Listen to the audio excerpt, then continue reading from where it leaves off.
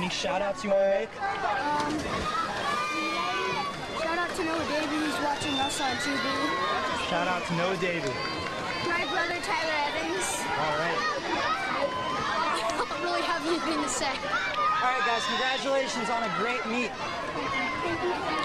All right, we've got Heat 1 here. 9-10 girls, 200-yard freestyle relay.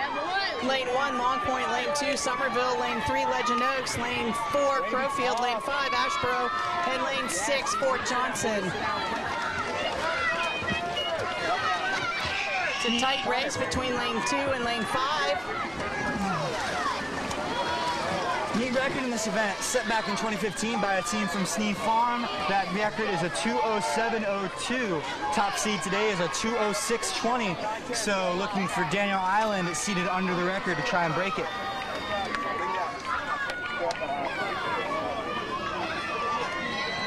And these transitions are really important, you know.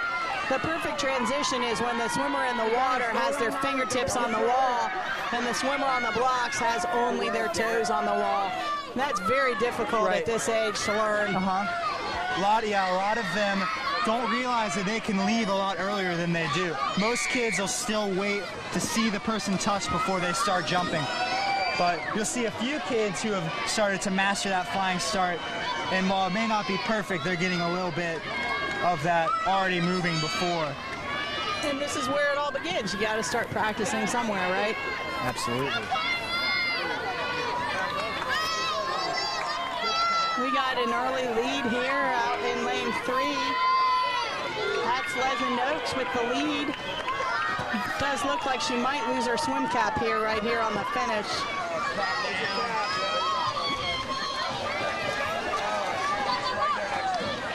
And there we saw that Legend Oaks swimmer swing her arms before the start. That is important to getting a fast transition.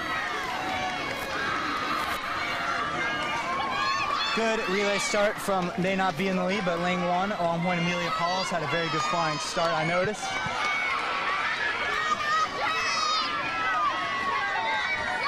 And looks like Legend Oaks will take this heat, although the Crowfield swimmer making a big push. Swim loss. Legend Oaks with the win. I shove Legend Oaks. I think you mentioned earlier that sometimes the relays are all about how much depth you have, so larger teams have a big advantage on these freestyle relays. Right. And you'll even see, and especially in some of these middle heats, one team will be way out to a lead, but they don't have the depth and they have to use weaker swimmers later in the race. But it is an interesting strategy to see what teams will do, especially if they do have something like that where they may have 3 strong swimmers and then one swimmer who isn't quite at the level of the others, where you put that swimmer to try to maximize give them the best chance to do well. And there in lane 6, we had a nice finish by Fort Johnson.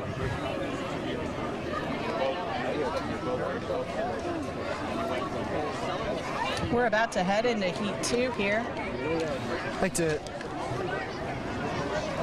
Which was the last one? We're starting over.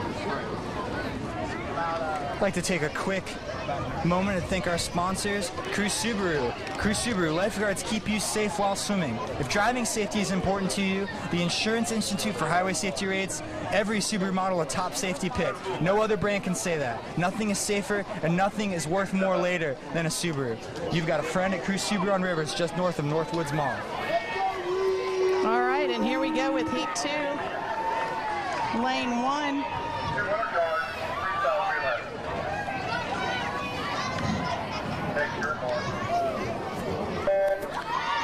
This is heat 2. In lane 1, you have Pine Forest. Lane 2, Shadow Moss. Lane 3, Dunes West. Lane 4, team from Coosall Creek. Lane 5, Park Shore. And in lane 6, Shyamalan.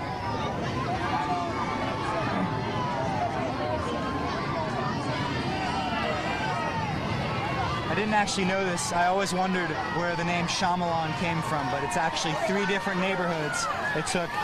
They abbreviated all of them.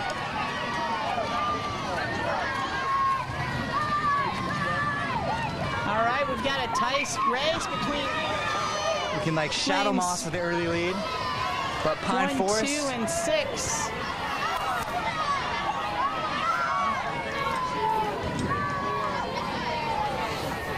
see one straight arm and one bent arm from the swimmer in lane 2. I know a guy on my college team who swims like that. Very interesting.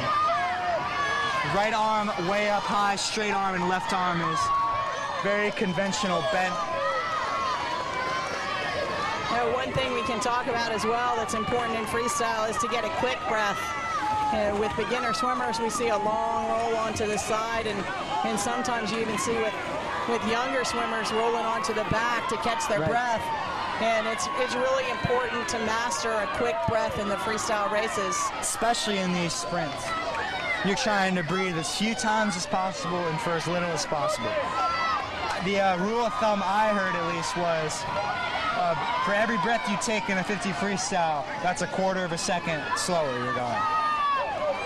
So it may be difficult for these young swimmers, but trying to limit these, as we see a good transition between the third and fourth swimmers for Shadow Moss there. Trying to limit the breaths as much as you can. And Shadow Moss really pouring it on now in this second heat.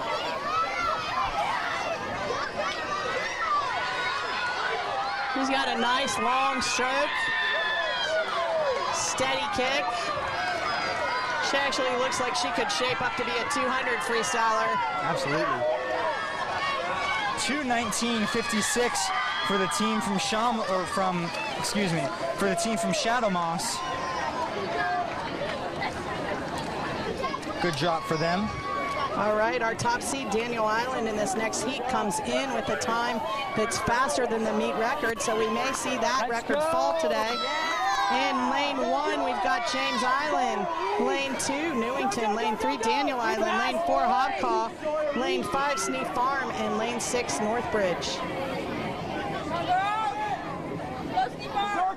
200 yard freestyle relay. Take your mark. It does look like Daniel Island's put their fastest swimmer first in this event. They hope to get out in a lead and hang on. That is an interesting strategy. Although there is something to be said for trying to get in a pool this crowded. Lane lines may not be of the quality that you'll see at a USA swimming level meet. It is a good idea to try to get out there and get clean water. And also, a lot of kids, myself included, swim faster when they feel like they're being chased than the other way around. I was always that way.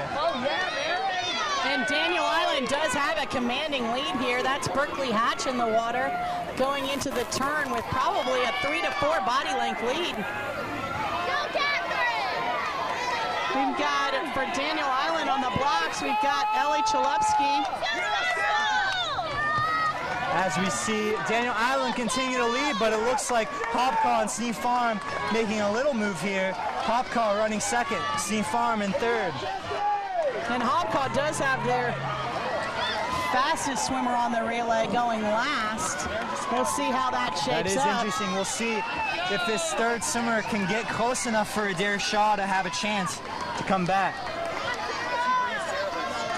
We've got Merritt Timonek on the blocks for Daniel Island in lane 3. Adair Shaw, lane 4. Lily Burnett out there for Northbridge in lane 6. And 1:33.07 is the split there. Looking very strong for a potential meet record is Daniel Island. Hobcaw may get under 2. And it just looks like Daniel Island has too much to overcome for Adair Shaw, as Daniel Island will cruise to the win and a new meet record. It is 2:02.19. That's a new record by 5 seconds. And it does look like the second place team broke that record as well by 4 seconds. What a great race.